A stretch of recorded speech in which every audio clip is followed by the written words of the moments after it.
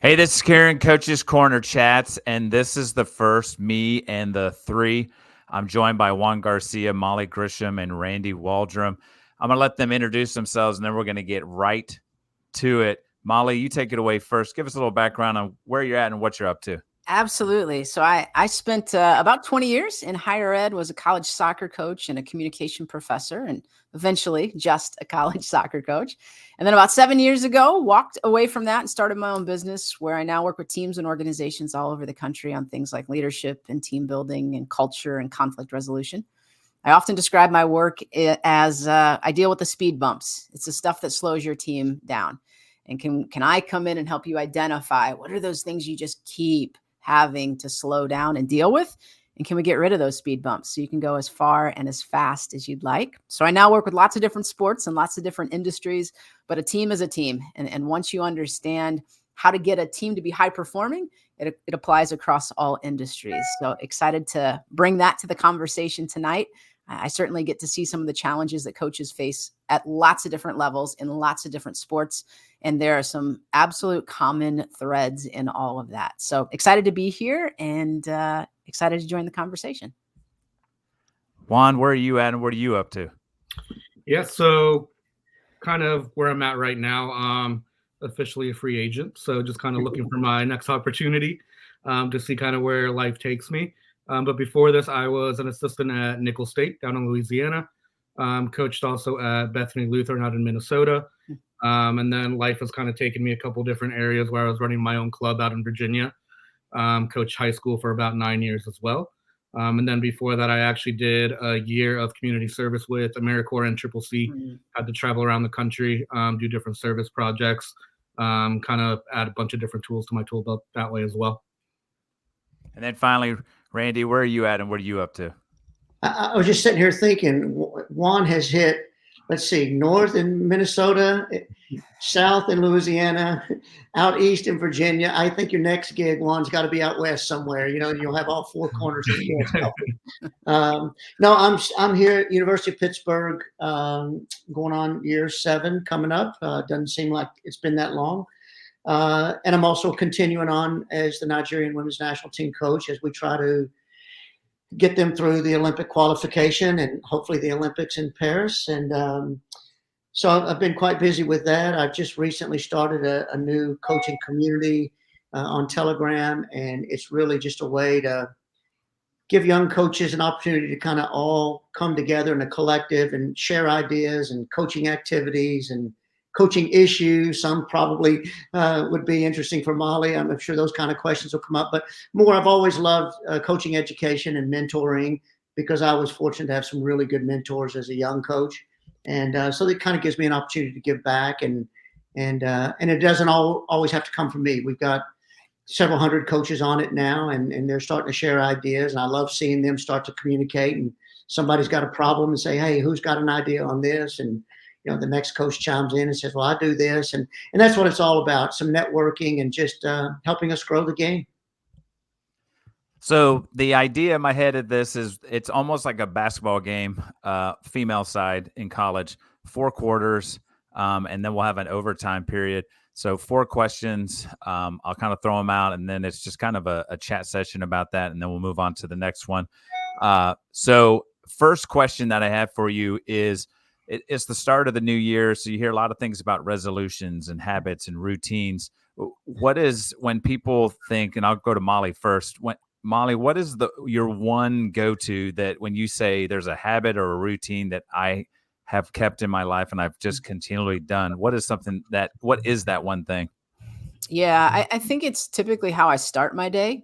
I think that for me, just kind of easing into my day is really, really important because I recognize I have a finite amount of energy and I have a lot of people that need that energy and a lot of people that count on me. And whether it's the masterminds that I run for coaches or one-on-one coaching or leading retreats and events, if I jump right out of bed and just get after it, I'm done by noon and my day's not done at noon. And so being really intentional of just carving out 30 minutes to sit in my recliner and have some quiet music on and drink my tea and take my vitamins and take a deep breath before I start the day is so critical for me. And I try to do that whether I'm on the road with teams or whether I'm at home, but it makes a big difference for me just choosing how I'm going to start my day. I can't necessarily control what's going to unfold during my day or even how my day is going to end. But if I can have some influence in how it's going to start, it makes a huge difference for me. Juan, what about you? What's a routine, habit, something that you have in place that is made a huge impact for you? I think just kind of having an overview or mapping out my day where I know exactly I'm going to dedicate an hour to the gym. I'm going to dedicate an hour to kind of go out with the dog, kind of have some fun that way, but just a way to kind of decompress, clear my mind, and making sure that kind of everything else that's going on around me can kind of just take a step back, and it's still going to be there when I get back in an hour or so, and then I can deal with it then. But just kind of having that little bit of me time to kind of decompress and kind of take a deep breath and just know that everything's going to be the same whether I'm here or not. Randy, what about you? What's something that you have in place that you've just kind of leaned on to keep consistency and keep rocking and rolling? Well, sounds like I need help from these guys. They seem like they have a better grasp on life and knowing how to approach everything daily. You know, for so many years, my mind has always been about training and getting better and making our kids better. So, you know, unfortunately or fortunately, I don't know what the case is. I get up in the morning and my thought process goes to immediately, you know, how we're going to get our kids better. So I really, I think my go-to is I've always had a clear picture of what I thought the game should look like. And I think I've always been able to do a good job of communicating that to our players and getting the buy-in. So I'm always trying to think about new ways within that, that way of playing or that game model, if you will. Always trying to think of new ways to innovate that, to challenge our players, you know, to come up with a new way to, you know, to show and to teach what we're trying to do. But my mind right now doesn't click off too far from the soccer field, and that might not be a good thing for me, but that's just kind of the way I'm built. Yeah. Yeah, one of the things that I always have struggled with when it comes to routines and habits is I feel like too many. And so I've been kind of following Jesse Itzler, and he says every 3 months, pick one habit and crush that for those 3 months. And then the next 3 months, you add another one. So I've got my one where every night now I sit down and read my devotional and my Bible and all that kind of stuff. And that's my one thing that I've checked off every single time. So it's kind of like, I love the idea of sitting in the recliner and just, it's almost like you and Juan and Randy almost had the same idea of like, all right, where do I want to head off? And like, you know, Juan knows I need to hit these. I'm gonna hit the gym. I'm gonna do this, do that. Molly knows that I've got a lot more than just half a day that I got to put in. And like Randy said, I've got the idea in my brain, but I got to get my players, my coaches, staff, everybody on the same page with that. So question number 1, down and out. Question number 2, 2023. So Juan, when we look back, you just talked about kind of being a free agent, but let's look back at last year, a lot going on. When you look back, what's the one thing that you grasp? Like when you look back at 2023, what is it that is Juan in 2023? I think just kind of that self-awareness and that confidence of knowing what I'm doing and what I believe in is kind of the right direction for me.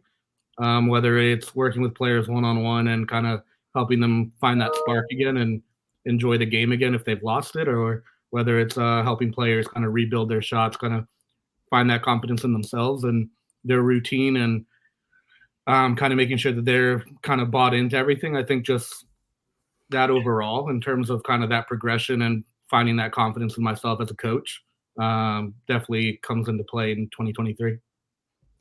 When you look back at 2023, is there a moment or an experience or anything that you look back and like that's that one point that stands out for you?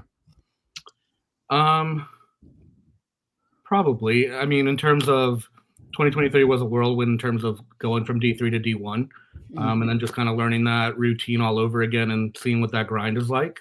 But then finding ways that I can still kind of apply my ideas, especially in one-on-one settings with players, kind of developing those relationships and at the end of the day, it doesn't matter the level, as long as you can kind of develop those relationships and kind of get everyone to buy in and win influence that way, then I think it goes a long way. Randy, we saw the success with Pittsburgh. We saw the success with the Nigerian women's team. When you look back at 2023, is it beyond just like what was your takeaway from the experience with both levels, or just your experience in life and everything from 2023 when you look back at it? Well, first of all, I'd say I'm really blessed because we've got a great staff here at Pitt, and I've got a guy that's helping me with Nigeria that does a really good job on that end with me, and we were very fortunate that both teams had a lot of success at what the challenge was for 2023, the World Cup for Nigeria, and then Pitt, us getting to the final 8, this year in the NCAA tournament. I think for me, when I think back about it, though, as a coach, personally, for me, it taught me a lot about perseverance, because I think, I've had national championship teams at Notre Dame, and we've had winning teams for a long time there. And, I've had success at various levels. But it was the first real challenge where you had an entire nation that thought you were like a horrible coach, with Nigeria before the World Cup, and the preparation was so poor, and we had done poorly going into that, and battling the federation for the way they were treating the players and all the negativity that went with it. It's a lot of pressure, especially when you're representing a country, and to kind of be able. I learned about myself. I could get through that, and persevere. I mean, we've all gone through difficult times in our lives, and it's how you manage to get through those moments and how you cope with it. I think that it really helps you grow, as a person, because, every year we continue to grow as coaches as far as X's and O's, and the game changes. We always pick up new ideas in life, but I think this one really, I've been challenged before with some things that didn't go as well as I had planned over my years, but this one was really a hard one with what was going on with Nigeria, and at the same time trying to manage a great group of young women that I'm working with here at Pitt to help them achieve their goals as well. So when I look back at 2023, obviously it was very successful for both of those teams, and that part ended up being great. The people in Nigeria now think I actually know how to coach a little bit since we did so well. And so we completely turned that around. But it was really a big challenge. And I think it's important for coaches out there that listen to understand it's not going to be always, great for you during a career. We choose this profession, and sometimes it's hard. And sometimes there's some things that you think you may not be able to overcome, and you do. And so I learned a lot about myself through perseverance, I think, in this year. You mentioned success, and now people kind of see you as a better coach. Does success does that help? Does that make it easier? Or does that just, in your mind, does the bar continue to get risen, rose, whatever the word is? Yeah. Does it always, are you continually having to get to the next rung on the ladder? Well, I think you have to in this business. It's never enough. Ultimately, whether you're coaching in college or you're coaching at a national team, there's only one team that ends up happy. The team that wins the national championship. So I think that's you always want to continue to push and set the bar higher and higher. I think the thing that it changed is the perseverance part for me showed me that my way and the way of doing things, the belief I had in feeling like I was doing it the right way, kind of at the end, it came through, and it makes you realize, I contrary to what other people or the outside forces may be saying, that the path that you're on, the way you're doing it is the right way. And ultimately to see that win out, I think becomes really, really important. And of course, we got to be open-minded enough to make some changes in the way we do things when it's not working. But that part was, I think, the most satisfying thing, is to see those young women of Nigeria come together and do so well at a World Cup with such a lack of preparation. And now, these players at Pitt continue to grow this program that we've been kind of transforming over the last few years. It was an exciting year for us. Molly, when you look back at 2023, what is your kind of almost stealing your light bulb moment for you in 2023? Yeah, I think I knew going into 2023 that I spent so much of the pandemic just holding on for dear life. Just like, when will I get face-to-face with clients again? How many clients am I going to lose? Also just dealing with the overwhelming volume of coaches who are struggling. And there was just only so much I could do. Like, I couldn't get on a plane and go be with them, and having to do all of that remotely. And so I think in 2023, that was just a year of risk for me, of like, let's just try and see what sticks. And so got in the studio and produced new content and created new frameworks and just tried to say to coaches, here it is. Here's all the stuff you've been asking for. Launched some new coaching groups. In 2021, I had one mastermind for college coaches. In 22, we did 2. 2023, we've got 3. So it's just continuing to take risks and saying, I'll create this. I'll put it out there. And coaches, if this is helpful, sign up. If not, don't sign up, and then I won't do it again. That's how I can learn. That's how I can test things. But just taking a lot of risks and trying to give coaches the resources that they're telling me that they need at a really high level, and hopefully at a lower price point where a large volume of coaches can maximize those tools. But it's been really fun to see coaches join those groups and use those products and just feel like they're in a healthier place, and that I get to be a part of that journey with them. What's the process like to go from gripping for dear life to literally, sounds like almost like jumping off a cliff? Like, you've gone from one end of the spectrum to the other. What was that experience like to say, all right, let's just go and do this? Yeah, I think I would bring it back to your first question of like having that consistent check-in with myself on a daily basis, and understanding like, okay, you've had this conversation with yourself now for 3 months. You want to do this. You're hearing this from your clients. Take this risk. And the reality is, I've been doing this work for 7 years, and most small businesses don't make it past 3 years. And most small businesses don't survive a global pandemic. And I did both. And it was just kind of that constant like self-talk of, you're doing something that a lot of people don't get to do. So let's lean into it. Let's go full speed ahead. Let's take some risks. You've got a good safety net now, and let's see what happens. And here we are a year later, and I'm just thrilled with the risks that I took. And it's all been really life-giving for me, and I hope life-giving for the people that I get to serve. Yeah, it almost has like a same theme for all 3, where, it wasn't like a singular moment, but it was an experience over some time. Some of it easy, some of it not so easy, transitioning from D3 to D1. Randy talking about like going into a World Cup where you don't really know what was going to come of it, based on maybe the preparation wasn't where it should have been, to having continued success at Pittsburgh, to Molly kind of going all in. And it's been kind of like that for me, in terms of like last year, my goal going in was, let's get an episode out every Tuesday the entire year. And I was able to do it. And the fact that for me in my head, I was like, well, there'll be, 52 coaches that would like to talk. Yeah. And what continues to surprise, kind of like what Molly said, is just put it out. Like, even this, to have the 3 of you, who I have mass respect and love and enjoyed, following you guys online and just watching games and all those types of things and what have you, is just like, I don't know, just crazy, kind of just like a punch in the gut. You're like, holy cow, they'll take the time to take, 30, 45 minutes and share their journey, support me online, all those kind of things. It's been really, really cool. Almost kind of like what Molly was talking about, of just kind of taking that risk.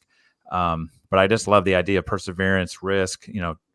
Juan's talking about relationships and like the importance of like focusing on the players, even, wherever it is that he ends up next with that. So 2 questions down, 2 more to go.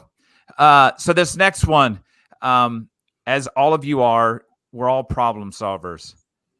What do you, when you look at just the climate of sports, coaching, what can we improve on? Like, what's something that is I guess, actionable, like a doable, something we can control, something you think that we could do better? I don't know if it's us personally, maybe it's something, if we put something in place, what could help us, society, coaching, what thing right now in your head you think, man, if we could have more people just do this, maybe things would be a little bit more positive moving forward? Randy, I'm going to go to you first on this one. Yeah, you opened a really broad topic there, because you can look at that from a standpoint of a coach having a team and what can we do, and ask of our players and our staff to be better. I think the other way you can look at it is for the game itself. What can we do to make the game better in this country in particular, but even globally? And I found that out at the World Cup that is poorly as things are in Africa with Nigeria. We're not the only country that still treat women as as a second tier entity, and the equality is not there. So I guess I would answer that kind of big, more broad picture instead of Pitt picture or Nigeria picture, and just look at it like, how do we grow the game? How do we make the game better? What's one thing that we can do? And I think it's a little bit of a societal problem, and I think it's just an accountability. Can we all be more accountable for whatever it is our role, is in what we do? And I use that as an example. Can my bosses in Nigeria be more accountable for providing the resources and the things needed to those players so they have an opportunity to maximize, their ability and be treated, better than a third class citizen or whatever. Same with our players at Pitt. It's like holding them accountable, to take responsibility off the field, in the classroom, out in the public, on the pitch, wherever it may be, to just be more accountable. And I think a lot of that we see trickle down into our youth game now, where I think we're not holding a standard of expectation and a standard for a lot of our young people, and it's too easy now to say, I'm not playing, so I'm just going to leave this team and go to another team, or I didn't make the grade in the classroom, so my mom's going to come take care of the teacher for me, that kind of thing. And so I just really broad stroke. I think if we can kind of hold players and people accountable, whatever that responsibility is for what they have to do, I think that would be one thing that we could really start to see a difference. And with where we are in the world today, I don't know if it's gone too far away that we'll ever get it back to probably the way it was when I was growing up, where that was kind of a household thing. Mom and dad just held all of our kids accountable and to be respectful and to learn how to fight for things and to grind things out when things weren't good, and getting a good work ethic. And I think it all kind of ties in together. So I'd like to see some accountability, and everybody with whatever your job is, be accountable for that job. Juan, I'm going to go to you. What is something you look at and go, can we get better at this? This has got to help out in the long run. I think especially as coaches, I think the two things I would probably pin down would be empathy and self-awareness. I think empathy in terms of, that was the one big thing that I really learned throughout my time with AmeriCorps, is learning how to put yourself in someone else's shoes, and especially when they're not having the greatest time. I think a lot of it is when we judge ourselves, we kind of judge ourselves based on our actions, and we judge ourselves based on our intention, and we judge everyone else based on their actions. And I think if we were able to kind of flip that around, then I think that would go a long way in terms of kind of understanding where other people are coming from or why they make certain decisions. I think that would go a long way. And then just that self-awareness piece, especially for players, as they're growing up in that college game or in life in general, the more self-aware you are, the easier it is to kind of understand that your words and your actions do have impact on everyone else around you and kind of your situation as well.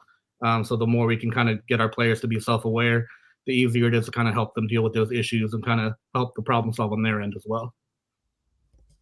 Molly, to you, what thoughts do you have on this? Yeah, I feel like we could talk about this for an hour. So feel free to mute me if you need to. I feel really strongly that, particularly in the college game, and we're starting to see this trickle down, but particularly in the college game, we have to see coaches as being a part of the team and a part of the solution. And what I'm seeing at every level, maybe with the exception of Power 5 football and Power 5 basketball, but at every other level, it is like it's the team and it's the administrators, and then the coaches is this extra entity. And what I mean by that is coaches are being told things like, you can't talk about mental health. That has to be the counselor. So if they come to you crying, say nothing, send them down the hall. And coaches are saying, I recruited this young woman for like 3 years and she's been here for 4, maybe 5 years. And you're telling me I can't talk to her about this, and don't talk about physical health. That's got to be the nutritionist. You might body shame them. And again, coaches are like, but she came to me. She wanted to have that conversation. And I would think of it a little bit like a parallel of what we've seen happening with so many youth officials. It's like they're an hourly worker and we can abuse them. And if we can get back to the place where we see coaches as being an integral part of a young person's development, that not the enemy, that we can see them as a part of the solution, and we can get back to some transformational practices. But what I'm seeing from so many of my coaches is it's administrators and players in one column, coaches in another column. And so many coaches are saying, how do we get back to being connected to our players where we can have honest conversations and we can truly develop them and we can work through the hard stuff and not have to say, I'm sorry, I'm not allowed to talk to you about that. Go to the counseling center. When a young person comes to you in tears and says, I want to talk to you, we should be equipped to be able to have that conversation. And yes, maybe we need some resources, but we should at least be allowed to be a part of that. And I'm just seeing coaches being boxed out of those conversations left and right. And I think most coaches got into coaching because they care about the people that they lead, more so than they care about their sport. Their sport is just a vehicle for developing their people. And when coaches get boxed out of those really important conversations, it changes the dynamics on a team. It changes the experience for the young person. And I think, to Randy's point, I don't know if we can get back. I don't know if we've gone too far or if it's the pendulum's going to swing again, but I see coaches just being labeled as the enemy, as the villain, as the person, if we could just get rid of that coach, everything would be fine, rather than saying, let's look at this holistically. Let's look at this entire system and let's see the role that coaches can play in being transformational with young people. Molly, can you come to Pitt? I can. I've worked with some good ACC folks, so we can talk. Well, I tell you what, you really did hit it right on the head. I do feel like, as a coach, it's not like it was 20 years ago where we had all those conversations with our kids, and you're right. The arena that we're in now, everybody is so afraid of saying the wrong thing, and you're not an expert in the nutritional aspect, so don't speak about it. You're not a sports psychologist, so don't speak about it. We have lost a lot. You've very, very well said on that. Yes. Thank you. Agree 100%. Yeah. So if that issue is there, how do you bridge the gap? Like, do you have to have more conversations like what we're having now? Do you need to have ones where are the parties going to be open enough to sit down and hear the concerns of both sides, if that makes sense? Well, I think there's several things that have to happen. I think we have to get more coaches in administration. We are at many institutions, our administrators have never coached. And for many of them, they never played sports. And so we've got to get more coaches to, I often hear coaches say, like, I'm thinking about going to the dark side. What if we reframe that? What if it's not you're going to the dark side, but what if it's like you're going to help college athletics by making that and bringing a voice to that space? Because I do see a big difference between administrators who have played and coached versus administrators who purely approach it as a business perspective. But then I think we also have to find ways to bring administrators in to observe some of those conversations. So earlier today, I had, again, I run these masterminds for college coaches, and we had one, and one of our coaches had what we call a hot seat, which means they just get 15 minutes to present an issue, a problem, a struggle. And then as a group, we just brainstorm everything that they could possibly do. And they said, I know this isn't normal, but I would just like for you guys for the next 15 minutes, just tell me what I'm doing good. I just need to hear that I'm doing okay. And for 15 minutes, it was just, this is how we've seen you grow, and you did this and you did this. And they just said, thanks. I needed that. You just refilled my cup. And one of the coaches messaged me and said, if only you could record that and show that to admins, that all coaches need every once in a while is you're doing a good job. Keep it up. And coaches aren't hearing that from their admins. And so they're having to create their own communities and their own spaces where they have that kind of support and encouragement. But I think if we can rehumanize coaches for admins, that's the next step. We got to get more coaches in administration, and then we got to rehumanize coaches in the eyes of administrators to be able to start to make that shift. I think that's something too. It's starting to pop up because especially with Jurgen Klopp, taking the step, he's saying like, I'm done. Don't have the energy for it. And I even just put a poll up because I started to make me think. So I even put a poll like, have you ever thought about just quitting coaching? And 80% of I think it was like 100 votes. So 80 out of 100 had said, yeah, at some point, you talked about, we all get into this because of, like Juan's talking about, relationships and making impacts. And, Randy, the opportunity to make such a huge impact on the women of Nigeria and just the ladies he's working with at Pitt and like his son and like all of the things that you can do. But at the same time, like you said, it's a bummer that we know we got to do better, but there's kind of a gap between those opportunities. Yeah. So I tell you, I can give you a really good example. When I was at Notre Dame, I had my immediate sport administrator was a gentleman named Tony Yelovich, and he had been the offensive line coach for the football team when Lou Holtz was there. So I had an administrator for about 10 or 11 of my 14 years there at Notre Dame that could protect me, understood as a coach what I was going through. Great relationship. We went to 8 Final Fours. We won a couple of national championships. And then he retired, and it went completely different, a complete 180 the other way. We got in a more corporate person. It got to where it wasn't enjoyable. And one of the reasons, that I left Notre Dame to move on to another opportunity, because I didn't have that person I could bounce the ideas, and he couldn't be the buffer for me to get the administration to know. So I think that was such a good point. Yeah. Yeah. I think gone are the days when you can go to your administrator and say, I'm struggling with fill in the blank, because it used to be your administrator could say, oh, I had that same problem. Have you tried this? Call this person. What do you need? Let's get you the resources. Now it's, let me document that because I have concerns about your ability to lead this program. Yeah. And you have to have that safety net where you can walk into someone's office and say, I need some help. And that's not going to show up in your end of the year review. And it does right now. It does.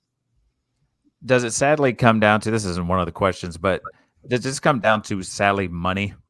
Is it like, it's such a big, especially you talk about Power 5 football and basketball. Do we lose sight of some of the person because we're so worried about, we got to make it to a bowl game, we got to make money off of this? Is that, NIL and all these other things that are out there, is that some of the issues that we're facing? I think it is. And I think maybe where administrators have gone astray is that conversation probably does happen when you're talking about like TV contracts. I get it. Like you got to win if you want your program to be on television. But then we've taken what applies to football and basketball and we've tried to apply it to everything else, and it doesn't apply to everything else. When you are firing your gymnastics coach or your golf coach every 3 years, you're actually losing money because the hiring process is really expensive, and you're losing tuition dollars because players are leaving. And so I don't think we're using the right financial lens for our non-football, non-basketball sports. I think most administrators, if they really wrap their brain around the numbers, would say, we do better financially when we've got a coach who's been here. When it's a legacy coach and they keep players in the program, this is a win for the university. But we've taken this model that tends to work for Power 5 football and Power 5 basketball and assumed it has to apply to every other sport, and it doesn't. And it's not working across the board. And at some point, I hope someone with a finance background will do a really good assessment on that, because we can't run every program like we run those exact same programs. Yeah. I'm really lucky here at Pitt. I've got my athletic director was a softball player. So, she gets non-revenue sports versus revenue sports, and she's a huge advocate of that. So, and she is one that will send me messages after a win. Great job, Randy. Girls are doing it. Like I'm very, very fortunate that I've got one of the few really good ones that are out there right now. But I do think because of the money and the corporate side of Power 5 football and basketball, you do see a lot of universities now going to a more corporate type athletic director or a more legal, an athletic director with a legal background, because there's so much money involved in it. So to your point, Molly, I think we do lose some of that hierarchy that has actually gone through the athletic side of it. It's now we're getting people that are more in the corporate side, and so we do lose that ability to have them to relate to what we go through every day. I just want to turn to Juan real quick, and then we'll move on to question 4. But how does that, as a young coach looking for that, finding that next program, hearing things like this, how does that affect, like, when you go into interviews and looking at places? You know, you talk about, let's go out west. Like, does that play into, how does one find out about administration and what the support's like? Is that something that is on your, like, checklist? Absolutely. I mean, at the end of the day, it comes down to research and networking. I mean, you take a look at some of these schools that aren't that well off, that are struggling in terms of not being fully funded, things like that, that are a different set of problems at that point. So while they might be looking for like a more corporate type background, at the end of the day, if the school's in the red, especially if the athletic department's in the red, then it's a different set of problems in terms of not only being able to keep those people in those positions, but also bring in a full staff.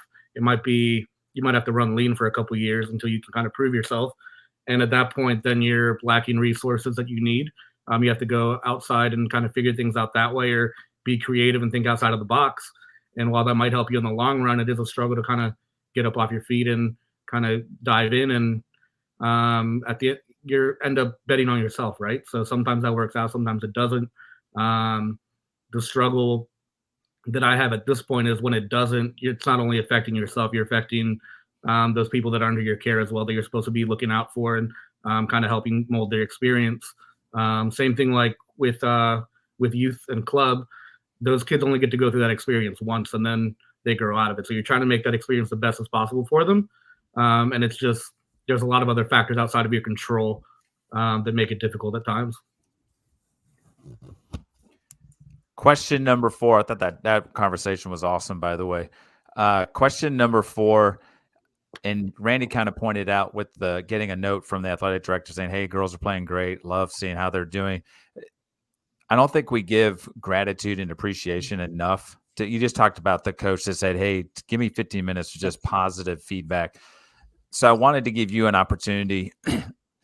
When you think about it right now, who's someone that maybe you haven't said thank you to enough, and why is that person the person that pops into your head as someone that has been that impact that you're like, you know what, I should, maybe think I've shown it, but maybe I haven't.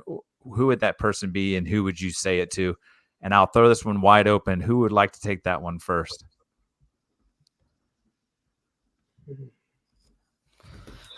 I think for me, it's anytime a coach chooses to work with me for the first time. Like, yes, you can look at my website and you can look at my testimonials and I can tell you I'm going to help you.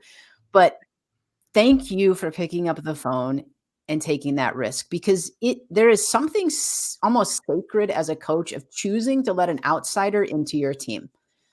Because that outsider can do damage real quick. We have all probably had like an athletic trainer who went rogue or a strength and conditioning coach who went rogue. And you're like, you have to see yourself as a member of the team. So anytime I have a coach that just picks up the phone and says, I don't even know what I need. I just know I need help. And I've been told you can help. So what do we do?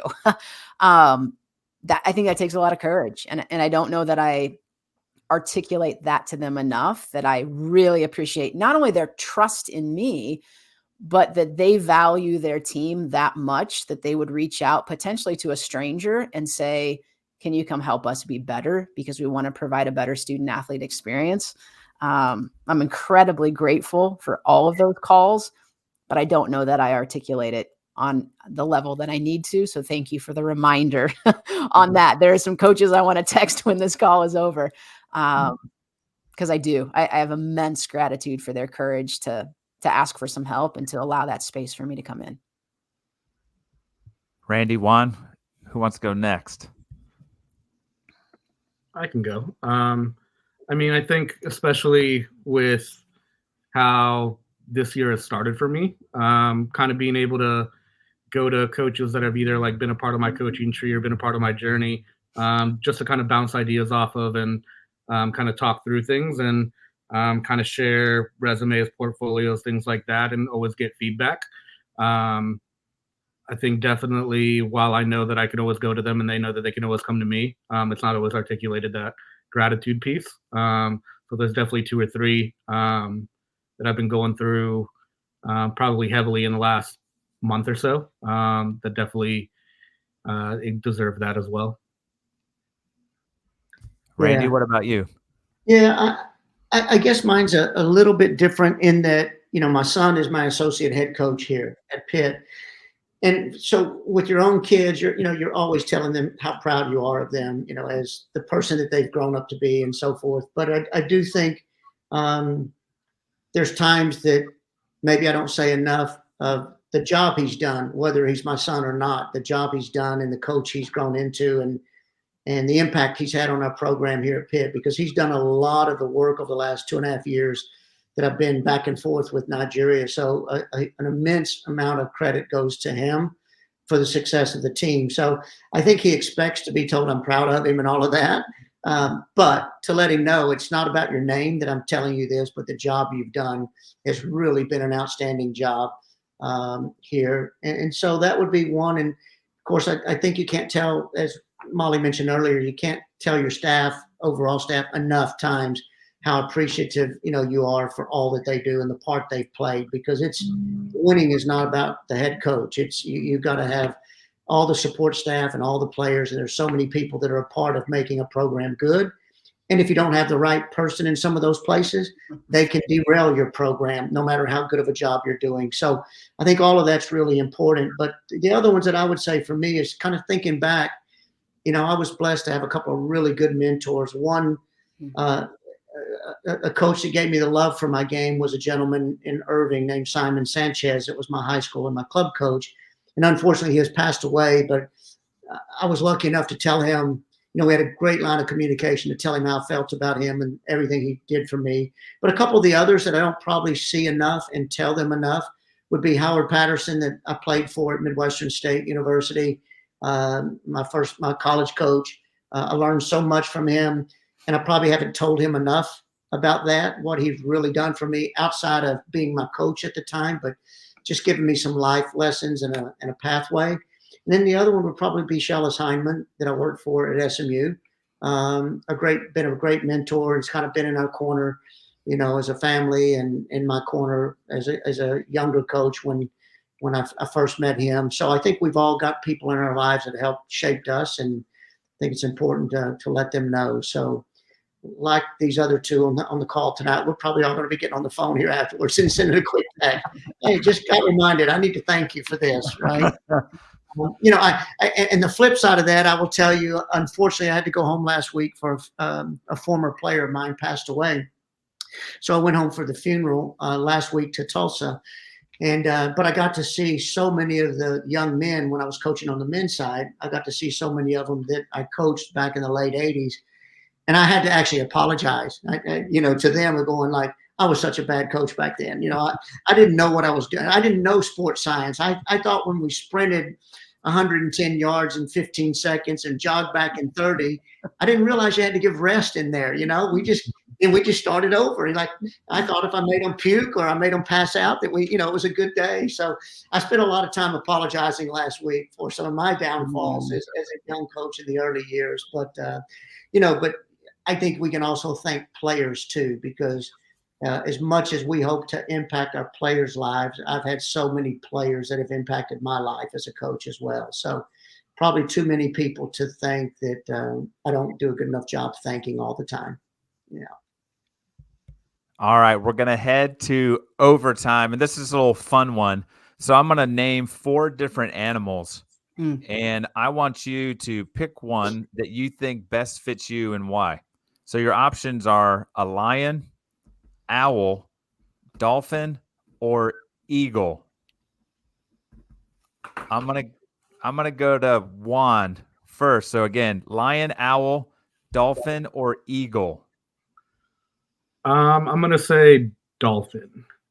I think reason being my ability to kind of be able to pivot and be agile in terms of problem solving and situations. I think being playful and confident as well. And at the end of the day, I think out of that group, Dolphins would probably be the most passionate of that group, and I think that kind of describes me as well.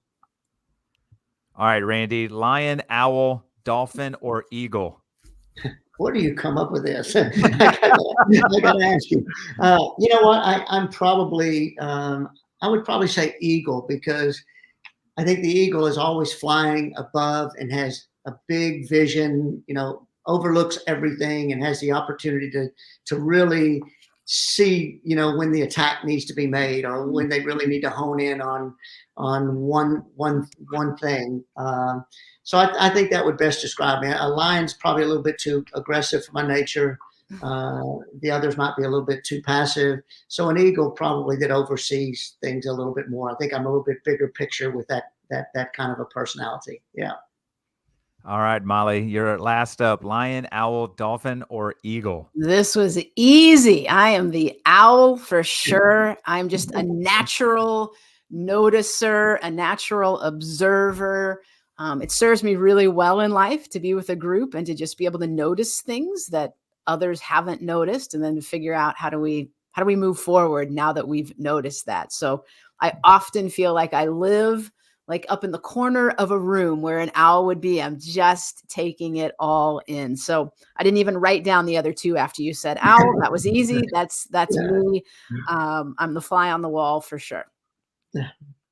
Well, this has been awesome. This has been better than even I could have imagined. I want to really thank Molly, Randy, and Juan for taking the time to hop on here with me and the three. And I'm excited for the future episodes, and I can't wait for this to go out.